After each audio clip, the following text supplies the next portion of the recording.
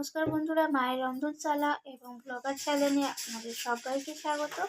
তো দেখুন, আজকে আমি আবারও একটা রেসিপি নিয়ে এখানে চলে এলাম। আজকে আমি এখানে পালং শাকের ডালনা বানাবো, কিন্তু সেটা মুসুরির ডাল দিয়ে। তো তার জন্য আমি পালং শাকগুলোকে এরকমভাবে কেটে নিয়েছি। তো পালং শাকের ডাঁটি, নরম যে ডাঁটিগুলো আছে, তো সেই ডাঁটি সমেত আমি পালং শাকগুলোকে কেটে নিয়েছি আর পিছনের অংশগুলোকে বাদ দিয়ে দিয়েছি। আর তার সাথে এখানে আমি কিছুটা পরিমাণ, মানে আমার যতটা প্রয়োজন আমি সেই অনুযায়ী এখানে মুসুরির ডাল নিয়ে নিয়েছি। তো ডালটাকেও আমি ধুয়ে পরিষ্কার করে নিয়েছি আর শাকটাকেও ধুয়ে নিয়েছি। আর তার সাথে আমি এর মধ্যে সবজি দেব। এখানে রয়েছে পেঁপে।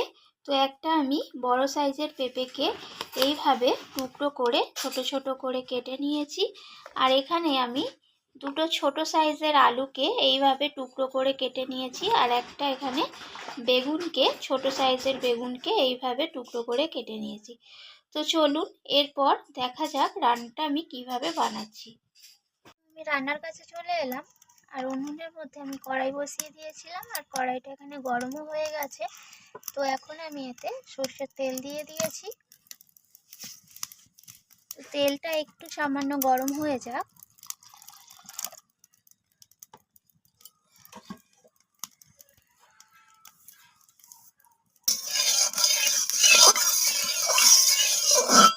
তো তেলটা এখানে গরম হয়ে গেছে। এরপর আমি এখানে কেটে রাখা আলুগুলোকে তেলের মধ্যে দিয়ে দিচ্ছি।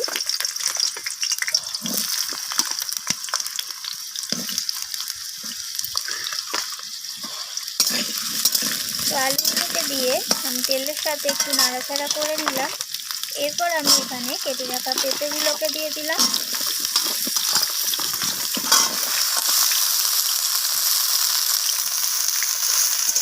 তো আলু পেঁপে দুটোকেই আমি ভালো করে একটু ভাজা ভাজা করে নিচ্ছি।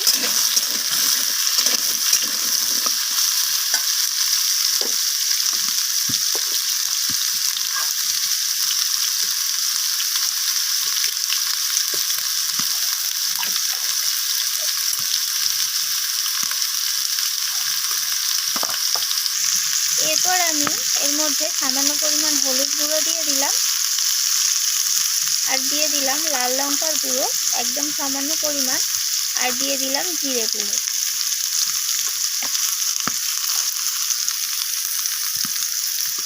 এরপর আমি এখানে দিয়ে দিলাম হাফ চামচের মতো আদা বাটা।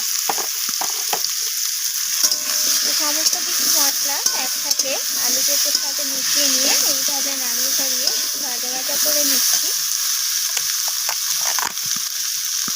এরপর এখানে দিয়ে দিলাম স্বাদ মতো লবণ। তো লবণটাকে দিয়েও আমি আবারও নাড়াচাড়া করে ভাজা ভাজা করে নিচ্ছি। এরপর এখানে আমি দিয়ে দিলাম বেগুনটাকে। তো বেগুনটা আমি প্রথম থেকে দিয়ে ভাজিনি, তার কারণ বেগুন যদি প্রথম থেকে দিয়ে ভাজতাম তাহলে বেগুনটা সিদ্ধ হতো না।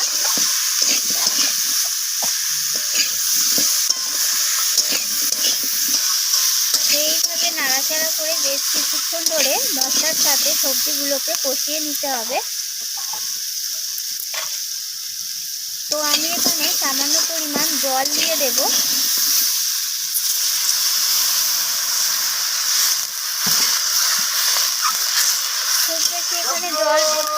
খুব বেশি এখানে জল দিলাম না। আমার এখানে সবজিটা সিদ্ধ হওয়ার জন্য যেটুকু জলের প্রয়োজন সেটুকুই জল এখানে দিলাম। এরপর আমি এখানে দিয়ে দেব ধুয়ে রাখা মসুর ডালগুলোকে। তো ডালগুলো এখনই দিতে হবে, তার কারণ আমি যদি পরে দিই তো তখন ডালটা সিদ্ধ হবে না। সেই কারণে সবজির সাথে সাথেই ডালটাকে দিয়ে দিতে হবে।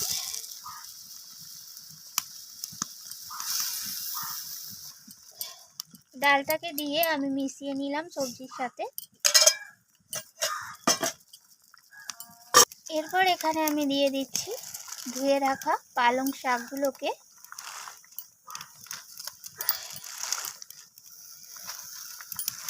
তো এখানে সমস্ত শাক দেওয়া হয়ে গেছে। এরপর আমি এটাকে ঢাকা দিয়ে দেব। এখন শাকগুলোকে আমি নাড়াচাড়া করব না, এই অবস্থাতেই ঢাকা দিয়ে দেব। তো এখানে আমি ঢাকাটা সরিয়ে নিয়েছি আর শাকগুলো একদম সবজির সাথে মিশে গেছে। তো মাঝখানে একবার আমি নাড়াচাড়া করে নিয়েছিলাম ঢাকা খুলে, সেটা আমি স্কিপ করে গেছি, সেটা দেখানো হয়নি। তো তারপর আমি আবারও ঢাকা দিয়ে দিয়েছিলাম। তো এখন দেখুন শাকটা পুরো সবজির সাথে মিশে গেছে আর জলটাও অনেকটা শুকনো হয়ে এসেছে।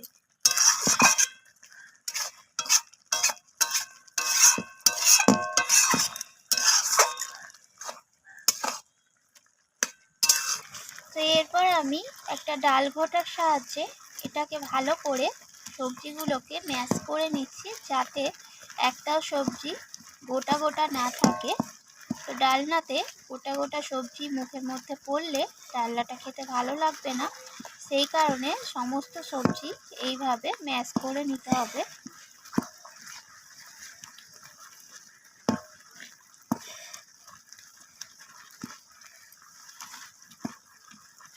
তো দেখুন এখানে বেশি কিছুক্ষণ সময় ধরে আমি সবজিটাকে ম্যাশ করে নিয়েছি, একটুও শক্ত শক্ত গোটা গোটা নেই। তো এরপর আমি এখানে প্রয়োজন মতো জল দিয়ে দেব। আর এইভাবে আপনারাও ডালনাটা ট্রাই করে দেখবেন। আর তার সাথে তো এখানে রয়েছে মুসুরির ডাল, তো মুসুরির ডাল দিলে তো এমনি টেস্ট হয়। তো এইভাবে আপনারাও বানিয়ে দেখুন, অবশ্যই খেতে ভালো লাগবে। তো জলটা দিতে হবে ডালনার ঘনত্বটা যে যতটা প্রয়োজন, মোটা বা পাতলা, সেই হিসাবে জলটা এখানে দিতে হবে।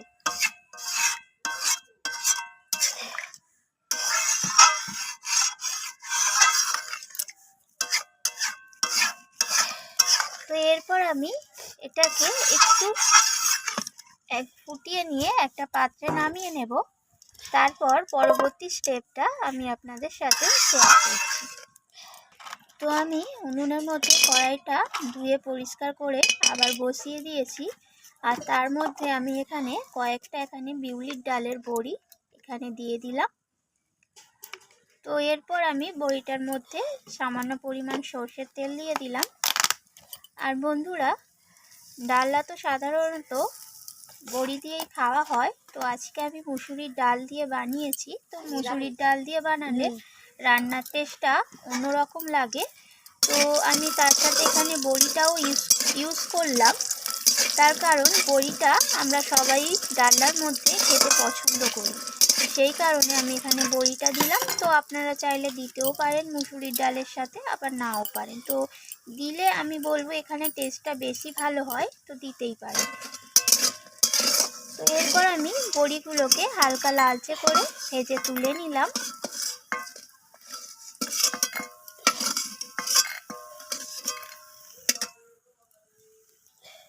এরপর আমি ওই একই তেলের মধ্যে ফোড়নে দিয়ে দিলাম একটা তেজপাতা, একটা শুকনো লঙ্কা আর সামান্য পরিমাণ 5 ফোড়ন। তো এরপর আমি ফোড়নটা এখানে ভাজা ভাজা হয়ে গেছে। তো এরপর আমি এখানে যে ডালনাটা আমি পাত্রে ঢেলে রেখেছি,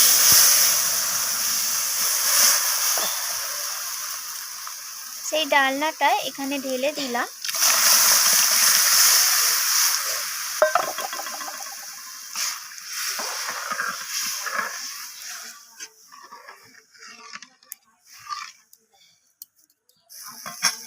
তো দেখুন এখানে মুসুর ডাল দেওয়ার কারণে ডালনার কালারটাও আলাদা এসেছে, তো কালারটাও বেশ ভালো লাগছে দেখতে।